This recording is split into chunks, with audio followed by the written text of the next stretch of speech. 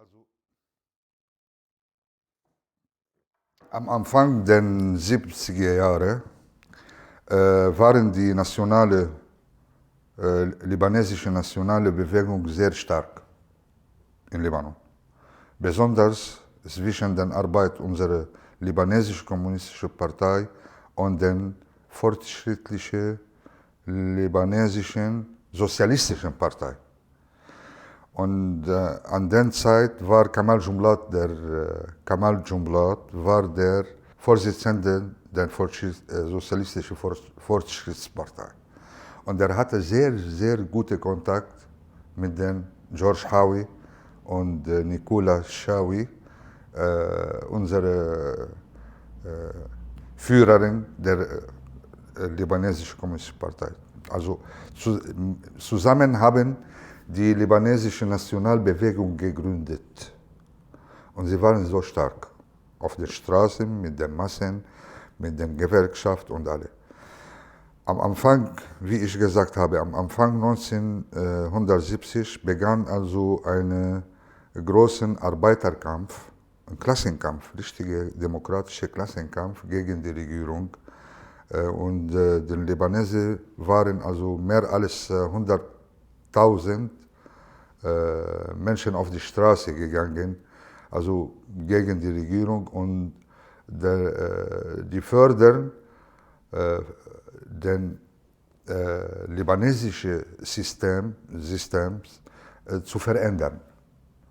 Also die rechten Kräfte an dieser Zeit haben immer mit der Regierung gearbeitet, also gegen diese fortschrittliche Bewegung. Das war die erste innerhalb Probleme. Dann kam auch der zweite, aber das ist anders. Die Palästinenser, PLO, am 1969 hat der König Hussein in Jordanien also eine große Schlacht gegen die Palästinenser gemacht. Das war im September 1970. Ja? Und sie mussten die Palästinenser Kräfte, sie mussten also die palästinensischen Kräfte vom Amman abziehen. Sie sind nach Libanon abgezogen. Ja?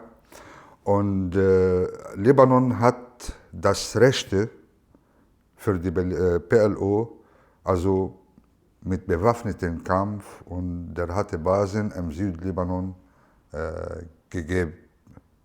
Ja? Und sie hatten das Recht, also gegen Israel militärische Operationen dagegen machen. Ja? Diese Politik haben auch die rechten Parteien, Kataib-Partei oder die libanesischen Kräfte, ja, waren also gegen diese Politik in dieser Zeit. Also deswegen,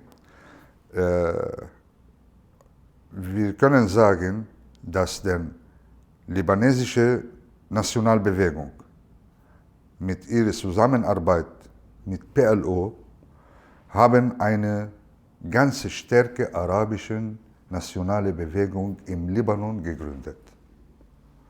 Die Amerikaner, die arabische reaktionäre Kräfte, die libanesische rechten Parteien haben sich also auch vereinigt gegen PLO und die libanesische Nationalbewegung.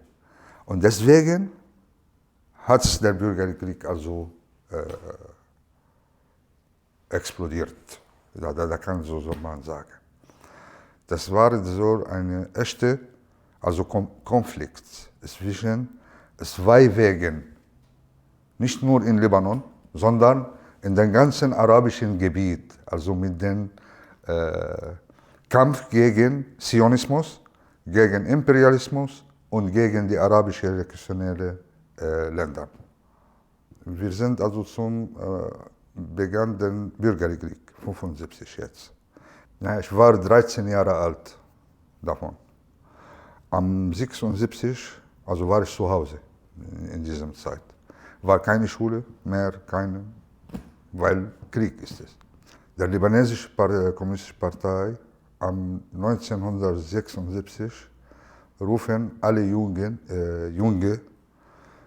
zum militärischen Ausbildung an der Nähe von unserem Dorf. Vom 77 bis 81 habe ich also selber mit unserer Partei war ich Mitglied, wie ich erzählt habe. Und an der Zeit bin ich also beim spezielle Kräfte, unsere bewaffnete Gruppe in unserer LKP geentwickelt.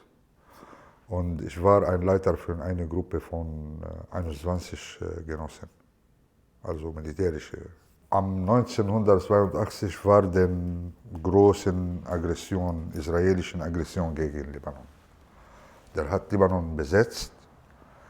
Diese Aggression war in Beirut, zu Beirut, hat auch Beirut besetzt. Und ich war dorthin. Ich habe also gegen diese Aggression gekämpft mit unseren Genossen für 80 Tage. Wenn die palästinensischen Kräfte mussten von Libanon abgezogen mit den Schiffen. Ja? Also in Beirut in dieser Zeit habe ich also gegen die Israelis in mehrere Mal gekämpft. Ich bin so ein kleiner Verwundeter hier bekam. Und ich habe meine Mutter verlieren. Sie ist also auch beim Beirut blockadiert, sein Leben verloren. Und nach dem Abzug von den palästinensischen Kräften von Libanon waren in Beirut, war ich auch in Beirut. Das war also am Ende vom August 1982. 14. September, also die Israelis haben einen neuen Präsident, der ist ein faschistischer Präsident, also gewählt, heißt Bashir Ismail. Ja? Am 14. September, einem von den libanesischen Nationalwiderstandsfront, heißt Habib Shartouni, gehört zur Soziale Syrische Nationale Partei und der arbeitet mit Syrien. Aber der ist innerhalb unserer Nationalbewegung, hat Bashir Ismail ermordet mit einer kleinen Bombe. Die ist getötet. Und danach, die Israelis haben Beirut bombardiert und blockiert. Und sie haben also innerhalb Beirut direkt also besetzt. Am 16. September 1982 ruft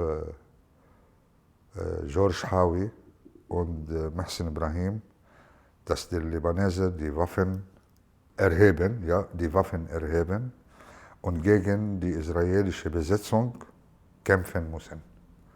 Und sie haben die libanesische Nationalwiderstandsfront gegründet. Ja? Das war ganz eine neue Bewegung, Widerstandsbewegung, militärische Widerstandsbewegung gegründet. Ja? Und bevor haben wir eine Geheimnisversammlung mit unserem Generalsekretär in Beirut gemacht. Ich war dabei. Da kam George Hawi in diese Versammlung und da hat er uns gesagt, wir sind jetzt in einer neuen Phase. Alle müssen gegen die israelischen Truppen, die Beirut besetzt haben, kämpfen. Wir müssen jeden Tag Operationen dagegen durchführen. Genauso. Und als Bashir Ismail ermordet war, nach 2 Tagen diese Widerstandsfront begründet hat, ja, und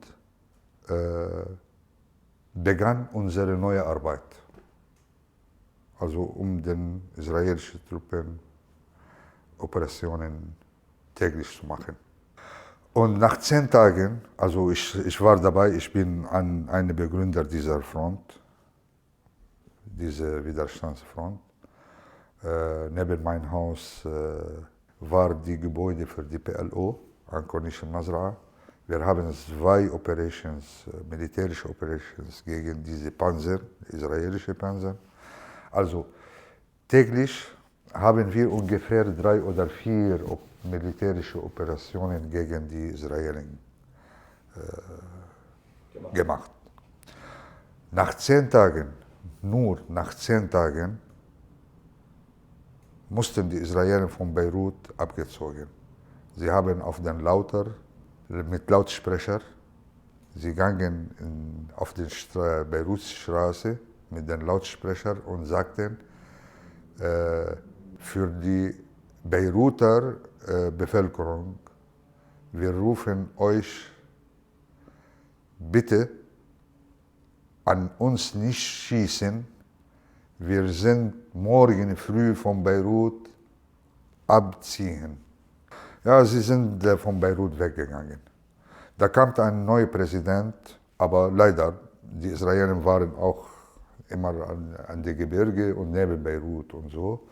Sie haben eine rechte Regierung aufgebaut. Mit Amin Ismail war der Präsident und der Prime Minister war Shafiq Wazan in dieser Zeit. Aber die libanesische Armee kam innerhalb Beirut. Wenn die Israelis sind raus von Beirut weggegangen, kamen die libanesische Armee. Die libanesische Armee in dieser Zeit waren auch mit den Zusammenarbeit mit den Israelis und den Amerikanern. Und auch die amerikanische und französische und italienische Truppen und die britannische Truppen, alles die ausländischen Truppen, nicht UN-Truppen, kamen nach Beirut nach dem Sabra wa Shatila Massaker.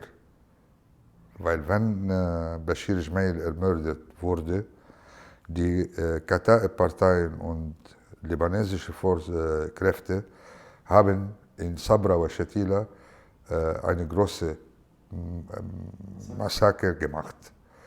Mehr als 3000 palästinensische Kinder, Elternleute geschlachtet. Das war so schlimm in dieser Zeit.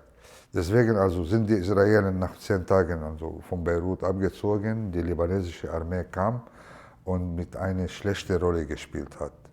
Der hat also über uns immer unsere Häuser über uns gefragt. Sie wollten uns verhaftet. Sie wollten unsere Genossen und ich auch verhaften. Ich ging also zum Gebirge für ein paar Tage und dann unsere Genossen Khalil Naous ist ermordet 1987, ruft mich an und da musste ich wieder nach Beirut kommen. Und in dieser Zeit hat mir erzählt, du musst Beirut weggehen. Besonders also über den libanesischen Flughafen oder da fährst du nach Syrien und von Syrien nach Bulgarien oder Sowjetunion. Ich habe meinen Vater also getroffen und der hat auch mit Genosse Khalil Naous unterhalten und dass ich nach DDR zu einer kurzen Ausbildung beim FDGB als libanesische Delegation delegiert wurde. Ja, nach DDR zum FDGB.